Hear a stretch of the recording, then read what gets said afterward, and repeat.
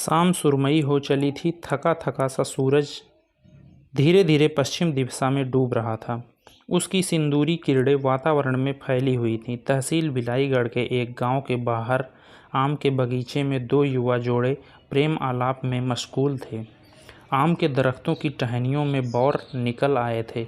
कोयलों की कूक और अमियों की सुगंध से नंदिनी खगेश्वर के प्यार में बढ़ोतरी ही हुई थी। नंदिनी खगेश्वर की बाहों से खुद को आज़ाद करती हुई हाँफ उठी थी।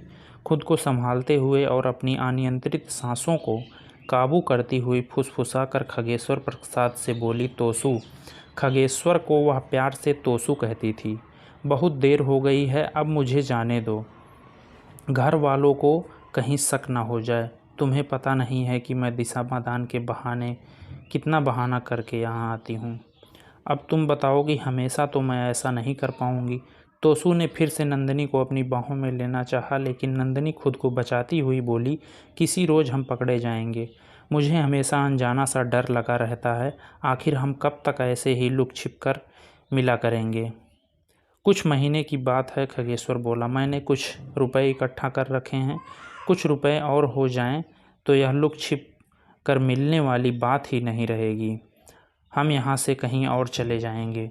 10-12 हज़ार तुम कमा लोगे, 10-12 हज़ार मैं कमा लूँगी। 20-25 हज़ार में दाल रोटी तो चल ही जाएगा। तोसू बोला, मेरा वादा है अगले महीने की 25 तारीख को हम दोनों यहाँ से निकल चलेंगे, लेकिन मेरी शर्त है कि मैं अपने वादे पर तभी अमल करूँगा जब तुम मुझे। कहते हुए तोसू ने निश्चिंत खड़ी नंदिनी के मुखड़ों को हथेलियों के बीच लेते हुए उसके भरे भरे होठों पर चुंबन कर लिया। अब मैं तुमसे 25 तारीख को ही मिलूँगी, नंदिनी मीठी झिगड़ी लगाती हुई बोली। 25 तारीख आने में अभी 1 महीना बाकी है मेरी जान, तब तक मैं कैसे गुजारूँगा। तोसू तुरंत मनुहार करते हुए बोला, ये तुम जानो, मैं चली। याद रखना 25 यानी 25। फिर नंदिनी वहाँ रुकी नहीं। तोसू फिर से पुकारता रह गया, सुनो सुनो। तो नंदिनी को रुकना नहीं था और वह रुकी नहीं। इसके बाद नंदिनी ने किसी भी बहाने से अब घर से निकलना बंद कर दिया। नंदिनी कुशरिया और खगेश्वर केसरिया उर्फ तोसू छत्तीसगढ़ के जिला बलौदा बाजार के कस्बा भिलाईगढ़ के रहने वाले थे। दोनों ही एक दूसरे को दिलो जान से चाहते थे, लेकिन मुलाकात न होने पाने की वजह से तोसू अधचले परवाने की तरह छटपटाने लगा। नंदिनी भी अंदर ही अंदर छटपटा रही थी, लेकिन तोसू से मिलना उचित नहीं समझा। ऐसा उसने इसलिए किया कि यदि वह तोसू से मिल लेती तो तोसू फिर से अपने वादे पर कायम नहीं रह पाता। प्यार में तड़प जरूरी था। भले ही वह तोसू से मिलने के लिए मन ही मन व्याकुल हुए जा रही थी। नंदिनी से मुलाकात के लिए उसने बहुतेरे प्रयास किए, लेकिन असफल ही रहा। तोसू अपने घर के बरामदे में उदास बैठा था कि एक 10-12 साल की एक लड़की दौड़ती हुई आई और तोसू के हाथ में एक कागज़ थमा गई।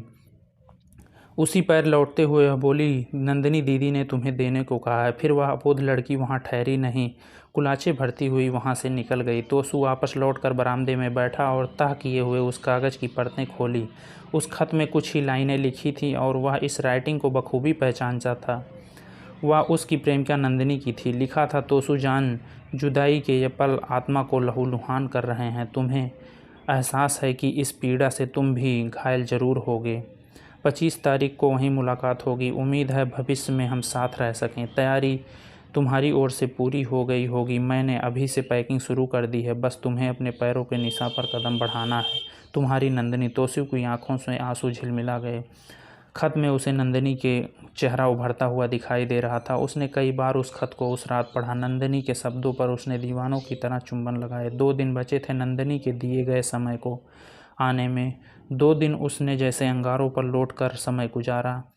इसी बीच उसे अपने शेव करने का ख्याल भी नहीं आया। पहले से मुकर्रर मिलने की जगह पर तोसू पहुंचकर प्रेमिका का इंतज़ार करने लगा।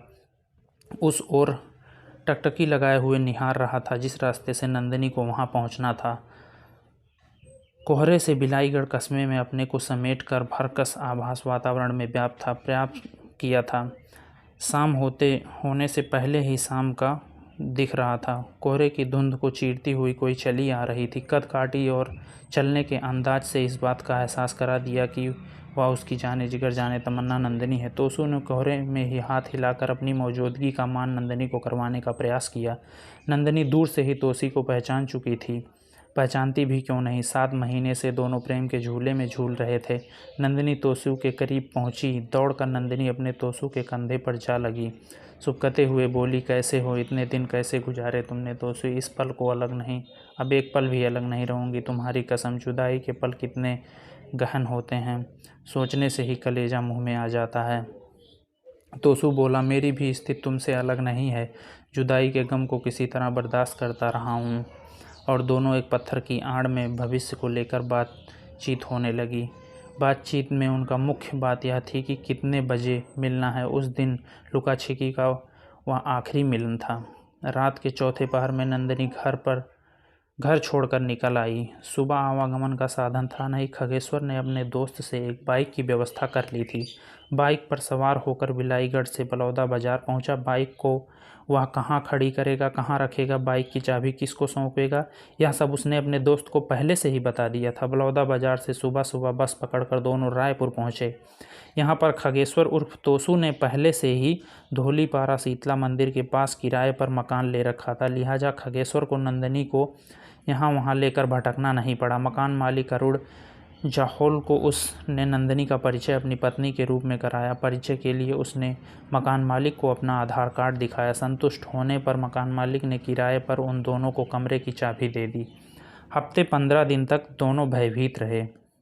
दोनों के घर वालों को यह समझते देर नहीं लगी कि दोनों गांव को छोड़कर चले गए हैं। थोड़ा हो हल्ला हुआ। चूँकि दोनों एक ही जात के थे, इसलिए वह मामला विशेष तूल नहीं पकड़ा। दोनों के घर वालों को यह समझने में जरा भी दिक्कत नहीं हुई कि नंदिनी खगेश्वर के साथ भाग गई है।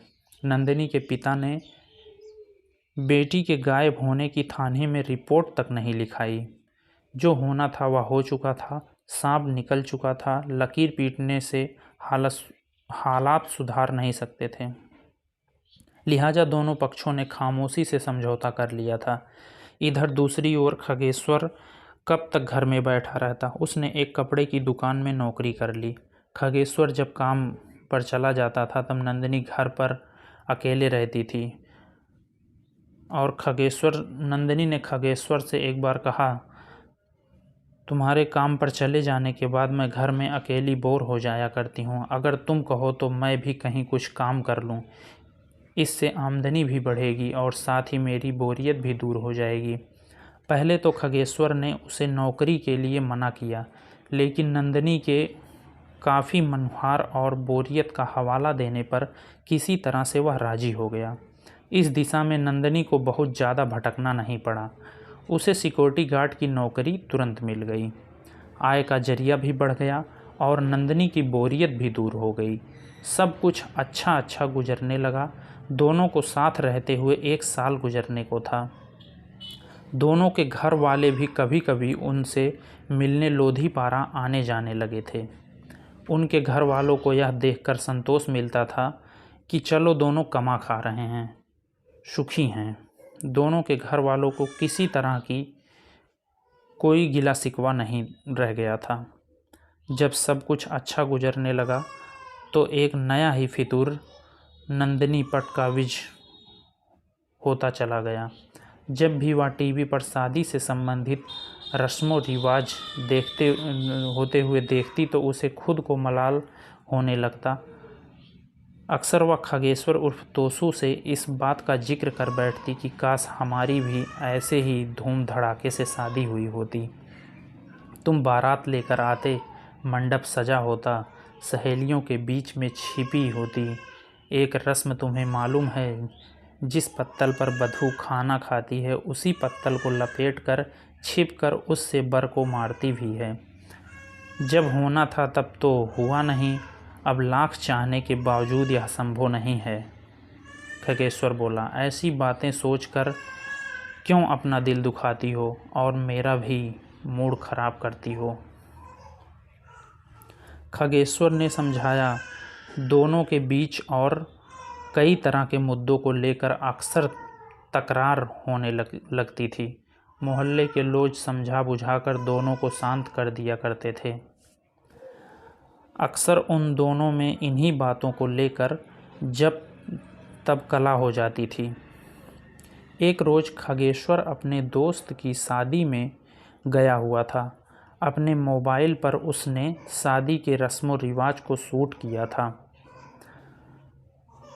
शूट किए हुए मोबाइल की वीडियो उसने नंदिनी को दिखाई तो उसके सोए हुए अरमान फिर से जाग उठे। उसी मुद्दे को लेकर वह तकरार करने लगी। उसने उलाहना देते हुए खगेश्वर से कहा, लोग अपनी मासूका के लिए चाँद सितारे तोड़ लाने का वादा करते हैं और तुम हो कि मेरी एक इच्छा भी पूरी नहीं कर सकते। सुनो, मैं आसमा को बाहों में समेटने को नहीं कह रही हूँ, सिर्फ इतना चाहती हूँ कि हम दोनों एक बार रस्मों रिवाज के मुताबिक शादी कर लेते हैं। अच्छी सी पार्टी देते हैं, ढेर सारे मेहमान आते, कितना अच्छा लगता। तोसू दिन भर का थका मादा आया था। इस वक्त दोनों खाना खाकर बेड पर लेटे हुए बातें कर रहे थे। यार तुम समझती नहीं हो, अब ना तुम माशूक रह गई और ना मैं आशिक। हम दोनों का रिश्ता पति पत्नी का हो चुका है। वक्त गुजर गया इन सब बातों के लिए। कैसी बातें कर रहे हो? नंदिनी बोली। कौन सा हम लोग बूढ़े हो गए हैं या हमारे 4-6 बच्चे हो गए हैं? सच्ची कह रही हूँ तोसू, मेरी यह इच्छा पूरी कर दो। वह मनुहार से बोली। 2 ही साल तो हुए हैं हमें पति पत्नी बने हुए। यार मेरा मूड ख़राब मत किया करो। मैं कहाँ ख़राब कर रही हूँ? पैसे को लेकर तुम चिंता मत करो, मेरे पास पैसे हैं, बस तुम हाँ कर दो। माहौल तल्ख होता चला गया। तू मैं पर दोनों उतर आए। दोनों के बीच तकरार इतनी बढ़ गई कि हालात बेकाबू होते चले गए। बात 2 मार्च 2022 की है। जिले के थाना पंडरी के थाना प्रभारी उमाशंकर राठौर के पास एक युवक बदहवास तेजी के साथ थाने में आया। ड्यूटी पर तैनात पुलिसकर्मियों ने उस युवक को रोकना चाहा, लेकिन वह रुका नहीं। युवक सीधे थाना प्रभारी उमाशंकर राठौर के सामने जाकर बोला, साहब मेरा नाम खगेश्वर कोशरिया है। मैंने अपनी पत्नी नंदिनी को मार डाला। मैं बीवी का हत्यारा हूँ। उसकी लाश कमरे में पड़ी है। उसकी बात सुनकर थाना प्रभारी चौंक गए। उन्होंने उससे पूरी बात विस्तार से बताने को कहा।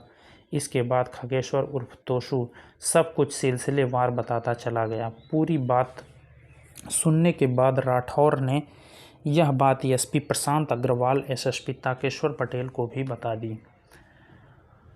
उनके निर्देश पर खगेश्वर को गिरफ्तार कर लिया। इसके बाद पुलिस खगेश्वर को साथ लेकर उसके कमरे पर पहुंची तो वहां नंदिनी की लाश पड़ी थी। खगेश्वर ने बताया कि उसने नंदिनी का गला घोटा था। सामाजिक रीत रिवाज से शादी करने को लेकर उसने उसका जीना हराम कर दिया था, इसलिए गुस्से में उसे मार डाला। पुलिस ने मौके की कार्रवाई कर लाश पोस्टमार्टम के लिए भेज दी और खगेश्वर उर्फ तोसू को पूछताछ के बाद उसे हत्या के आरोप में 2 मार्च 2024 को गिरफ्तार कर कोर्ट में पेश किया, जहां उसे जेल हो गई।